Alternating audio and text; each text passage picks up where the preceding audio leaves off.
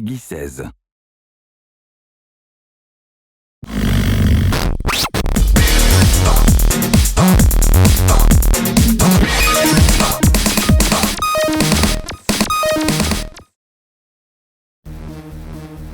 Alors que la GamesCom bat son plein, Need for Speed The Run continue sa course endiablée jusqu'à sa sortie officielle le 18 novembre prochain.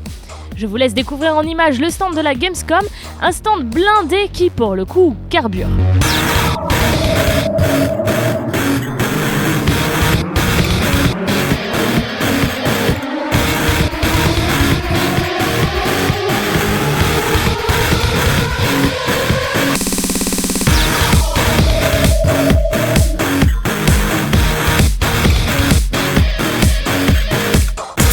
Pour la première fois dans un Need for Speed, le jeu tourne autour d'une histoire avec un personnage plutôt sympathique.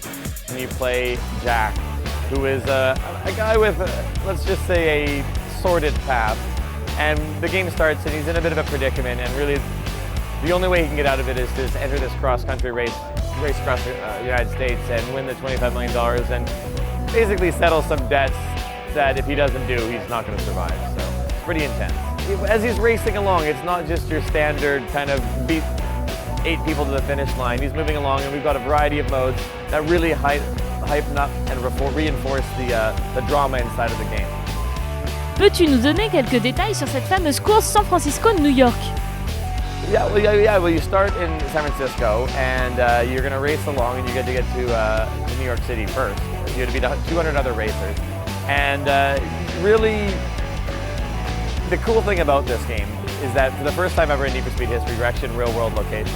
And the second part, which is really great, is that as a result of Frostbite 2, we're able to create this really robust, huge game that is reflective of basically the size of the United States. You know, we're able to create a ton of different variety of terrain.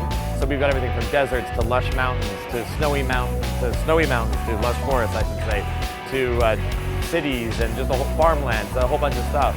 And you know, and through that, there's about 300 kilometers, so really big game. In fact, I think it's easily the biggest Need for Speed game with 3 times the track space of the previous game. Vous nous avez fait découvrir un nouveau niveau ici à Cologne. Pouvons-nous en savoir un petit peu plus?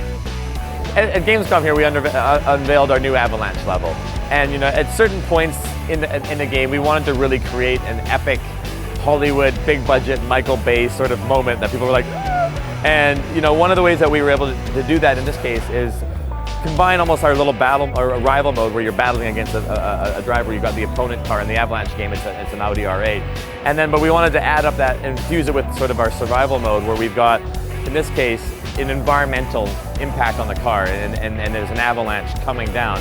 You're sort of forced to enter this road that was closed due to blasting to set off the charges to trigger avalanches, and as you're racing along, the avalanches are coming around you. So not only do you have to try to beat a car, your opponent racer, you have to navigate through snow that's coming down and giant boulders that are falling. It's really intense, but really fun. Bah, au final, c'est un jeu d'action. Action and like a narrative-driven game is really core to what Black Box makes. You know, as I mentioned, we've got Underground, and Most Wanted, and all these sort of iconic Need for Speed games.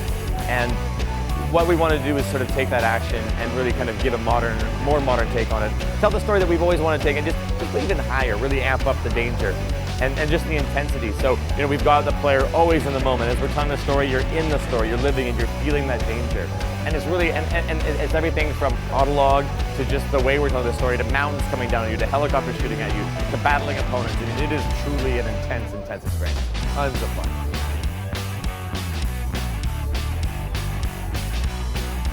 Pouvez-vous nous parler de la fonctionnalité autolog? I mean, autolog is obviously something that is inherent and core to the Need for Speed experience. It started in Hot Pursuit and continued through Shift and now into Need for Speed The Run.